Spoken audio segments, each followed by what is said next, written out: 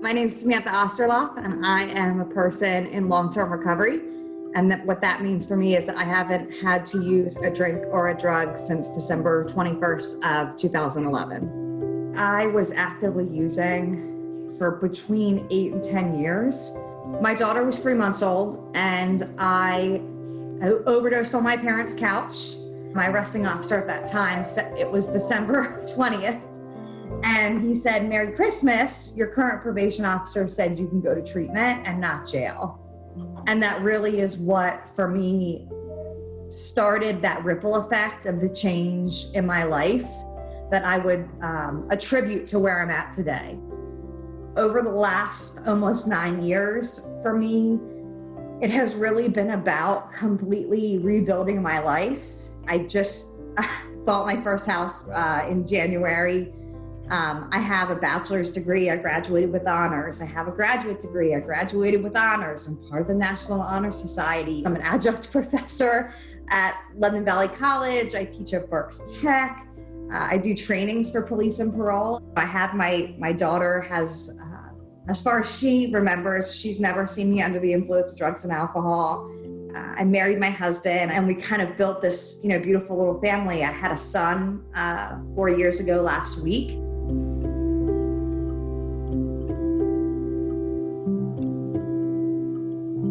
I was worried for myself personally, for my mental well-being. And that's being transparent and honest. Because to go from working full-time and teaching and having your kids in daycare or school to working full-time and teaching from home with your kids home, not knowing how long that's going to be your normal, is really scary. I am here starting my morning. My son's joining us. He's got Spider-Man. My daughter's still sleeping. This is certainly a morning in the life of somebody in recovery. The first couple weeks of the, self-quarantine were difficult. I think that as we're continuing to have to be inside as people in recovery, we're becoming very resourceful. And just being more honest about asking for help. And I'm trying to work full time, maintain my recovery, maintain my sanity, be a mother, homeschool my kids, get their work done so they don't fall behind, and just kind of manage through the day. I have a couple of my girls in my women's support group that we have like a group text. We're using this app called Marco Polo, or we can send each other video messages. So really, I'm just trying to connect to every outlet I possibly can to stay connected. And so something I've been, really thinking about today is to continue to do everything in love, and most importantly, right now, love myself, to not have high expectations on myself that, if we go to bed and there's some dishes in the sink, it's okay. We had a long day. We're trying the best we can. We are fresh off of a typical quarantine meltdown situation. Chloe's brother broke her doll bed. Luckily, we have our family supports in place, so nothing that a FaceTime from Grampy can't fix, right, Chloe? So there we are. That's a little insight into our day. We're trying to not have any more meltdowns today. So here I am with my last vlog.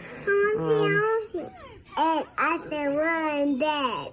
We're in bed, as my son says. It's been a full day of... And I saw a bug. He saw a bug. And a skunk. This is a day in the life. And I also a skunk. Today was a rough day. A lot of meltdowns, a lot of struggles. I was very powerless many times today. But I reached out and I got support, and I made it another day. One day at a time. Very one day at a time these days. I say a prayer and I go to bed. And I wake up and hopefully, I do it all again tomorrow.